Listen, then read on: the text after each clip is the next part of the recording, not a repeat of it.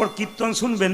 তো কিছু আবার বাজে লোক আছে যারা দেখবেন পুরানো চটিগুলোকে দিয়ে নতুনগুলো নিয়ে ঘর যায়, এরকম পার্টি আছে আর কি। এদের জন্য কমিটি পারে না। তাছাড়া দেখবেন কীর্তনে আসর থেকে কেউ উঠে গেলে এইখানে বুঝতে পারবেন তার সবচাইতে প্রিয় জিনিসটা কি। দেখবেন উঠবে তখন চটিটাকে হাতে নিয়ে এরকম করে উঠবে, দেখবেন আপনারা, কিংবা এরকম খুব আদর করে উঠবে, চটি খুব প্রিয়। না না, প্রণাম করে বসবেন, প্রণাম করে উঠবেন। 1407 শতাব্দের ফাল্গুন মাসের পূর্ণিমা তিথিতে মহাপ্রভু জন্ম নিল। বারটা কি ছিল? কেউ বলে শুক্রবার, কেউ বলে শনিবার। কটার সময় মহাপ্রভু এসছেন? সন্ধে 5:46। সেদিন কি ছিল? আকাশে চন্দ্রগ্রহণ ছিল, ভক্তগণ গঙ্গার ঘাটে হরিনাম করছিল। সেই সময় সচিমাতার কোর আলো করে এলেন নিমাই। মায়েরা নিম গাছের নিচে জন্ম নিয়েছিল বলে আদর করে সচিমাতা নাম রাখলো নিমাই। বাবা নাম রাখলেন জগন্নাথ মিশ্র।